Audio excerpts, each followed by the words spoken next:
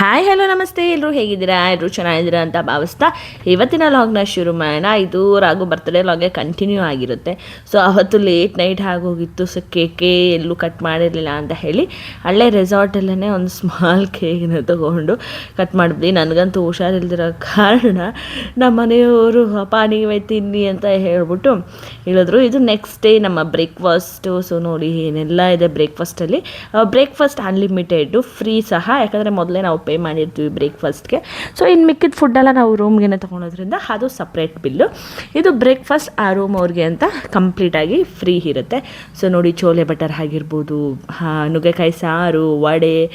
ನಾವು ಹೋಗೋಷ್ಟರಲ್ಲಿ ಆ್ಯಕ್ಚುಲಿ ನಾವೇ ಲಾಸ್ಟು ಅಂತಲೇ ಹೇಳ್ಬೋದು. ಎಲ್ಲ ರೂಮ್ ಅವರು ಬಂದು ತಿನ್ಕೊಂಡು ಹೋಗ್ಬಿಟ್ಟಿದ್ರು.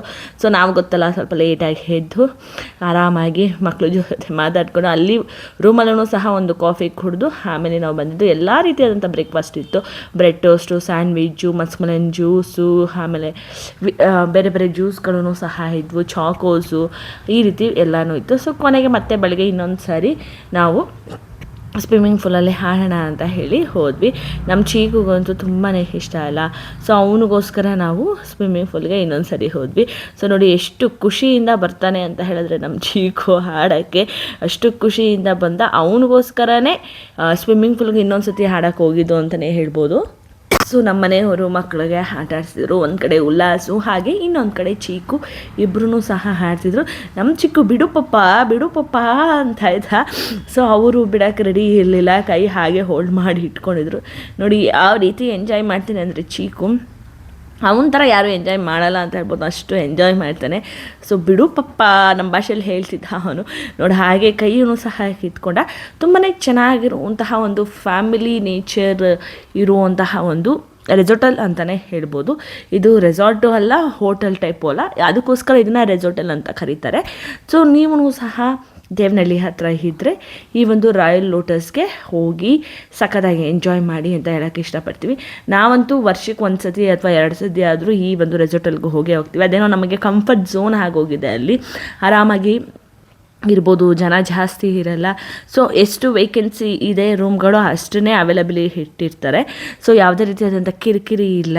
ಸೊ ಆರಾಮಾಗಿ ಏನಂತಾರೆ ಫ್ಲೈಟ್ಗಳನ್ನೆಲ್ಲ ನೋಡಿಕೊಂಡು ಆರಾಮಾಗಿ ಟೈಮ್ ಸ್ಪೆಂಡ್ ಮಾಡ್ಬೋದು ಅಂತಲೇ ಹೇಳ್ಬೋದು.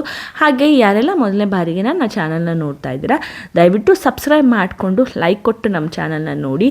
ಹಾಗೆ ಏನಪ್ಪ ಅಂತ ಹೇಳಿದ್ರೆ ಕಮೆಂಟು ಸಹ ಇರುತ್ತೆ.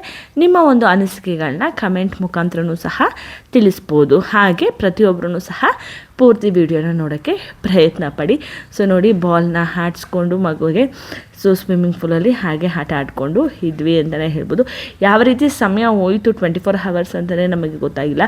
ಅಷ್ಟು ಬೇಗ ಟೈಮ್ ಹೊರಟೋಯ್ತು. ಅವ್ನು ನೋಡಿ ಸ್ವಿಮ್ ಮಾಡೋ ಥರ ಮಾಡಿ ಮಮ್ಮಿ ಕ್ಯಾಚ್ ಮಮ್ಮಿ ಅಂತ ಅಲ್ಲಿ ಅವನ ಅಣ್ಣನ ಹತ್ರ ಹಾಕಿಸ್ತಿದ್ದ.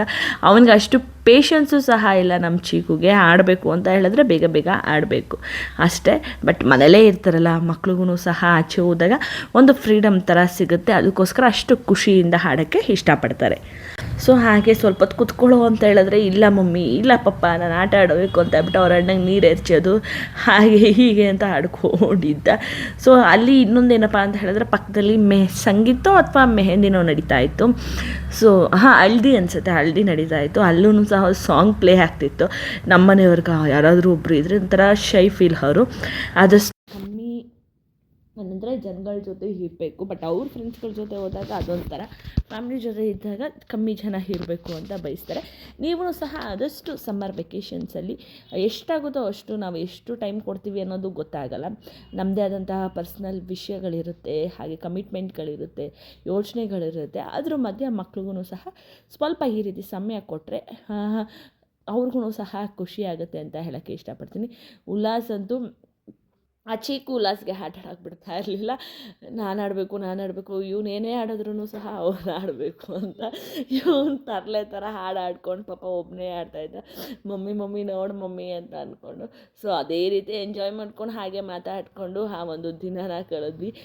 ಅಲ್ಲಿ ಸಾಂಗ್ ಬರ್ತಿತ್ತು ಅಂತ ಹೇಳಿದ್ನಲ್ಲ, ಆ ಸಾಂಗ್ಗೋಸ್ಕರ ಅವ್ನು ಡ್ಯಾನ್ಸ್ ಮಾಡಿದ್ದು ಅಂತಲೇ ಹೇಳ್ಬೋದು. ಸೊ ನಿಮ್ಮೆಲ್ರಿಗೂ ಈ ಲಾಗ್ ಇಷ್ಟ ಆಗಿರುತ್ತೆ ಅಂತ ಅನ್ಕೋತೀನಿ. ಸೊ ಪ್ರತಿಯೊಬ್ಬರೂ ಸಹ ಆದಷ್ಟು ಪೂರ್ತಿ ವಿಡಿಯೋನ ನೋಡೋಕ್ಕೆ ಪ್ರಯತ್ನ ಪಡಿ, ಎಲ್ಲೂ ಸ್ಕಿಪ್ ಮಾಡೋಕ್ಕೆ ಹೋಗ್ಬೇಡಿ ಅಲ್ವಾ. ಏನಾದರೂ ಸ್ಕಿಪ್ ಮಾಡಿದ್ರೆ ನಾವು ಏನು ಮಾಡಿರ್ತೀವಿ ಮಧ್ಯದಲ್ಲಿ ನಿಮಗೆ ಗೊತ್ತಾಗಲ್ಲ.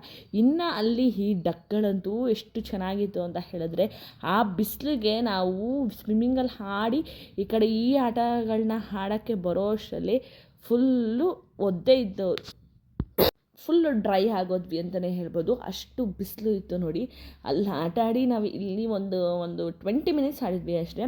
ಆ 20 ಮಿನಿಟ್ಸ್ಗೆ ಫುಲ್ ಬಟ್ಟೆನೇ ಡ್ರೈ ಆಗೋಯಿತು ಅಂತಲೇ ಹೇಳ್ಬೋದು, ಅಂಥ ಬಿಸಿಲು. ಸೊ ಆದ್ರೂ ಸಹ ತುಂಬಾ ಚೆನ್ನಾಗಿತ್ತು. ಇನ್ನು ಇದಾದಮೇಲೆ ರೂಮಿಗೆ ಹೋದ್ವಿ. ರೂಮಲ್ಲಿ ಫ್ರೆಶ್ ಅಪ್ ಆಗಿ ಸೊ ಡ್ರೆಸ್ಸು ಏನೆಲ್ಲ ಇತ್ತು ಎಲ್ಲ ಪ್ಯಾಕ್ ಮಾಡಿಕೊಂಡು ಮನೆ ಕಡೆ ಬಂದ್ವಿ ಅಂತಲೇ ಹೇಳೋಕ್ಕೆ ಇಷ್ಟಪಡ್ತೀನಿ. ಸೊ ಕಂಪ್ಲೀಟಾಗಿ ಆ ಒಂದು 24 ಅವರ್ಸ್ ಏನಿತ್ತು, ನಮ್ಮ ಮನೆಯವ್ರ ಬರ್ತ್ಡೇ ಸ್ಪೆಷಲ್ ಏನಿತ್ತು ಎಂಜಾಯ್ ಮಾಡಿದ್ವಿ. ಸೊ ಜಾಸ್ತಿ ಏನಪ್ಪ ಅಂತ ಹೇಳಿದ್ರೆ ಮಕ್ಕಳು ಖುಷಿ ಪಟ್ರಲ್ಲ, ಅದೇ ಒಂದು ಸ್ವಲ್ಪ ಜಾಸ್ತಿ ಖುಷಿ ಅಂತಲೇ ಹೇಳ್ಬೋದು. ಚೀಕು ಒಂದು ಪ್ರತಿಯೊಂದೂ ಸಹ ಎಕ್ಸ್ಪೆರಿಮೆಂಟ್ ಮಾಡಬೇಕು, ಪ್ರತಿಯೊಂದೂ ಸಹ ಆಟ ಆಡಬೇಕು. ಉಲ್ಲಾಸ್ಗಿದೆಲ್ಲ ಹಳೇದಾಗಿ ಹೋಗಿದ್ದಿಲ್ಲ, ಅವ್ನಿಗೇನು ಅಷ್ಟು ಇಂಟ್ರೆಸ್ಟ್ ಇರಲ್ಲ. ಅವ್ನಿಗೇನಿದ್ರು ವಾಲಿಬಾಲು ಆ ಥರ ನೋಡಿ ಇಷ್ಟ ಆಗುತ್ತೆ. ಸೊ ಇದು ಕಂಪ್ಲೀಟಾಗಿ ಇವತ್ತಿನ ಲಾಗು. ಮತ್ತೆ ನಾನು ಮುಂದಿನ ಲಾಗಲ್ಲಿ ನಿಮ್ಮ ಎಲ್ರಿಗೂ ಸಿಗ್ತೀನಿ.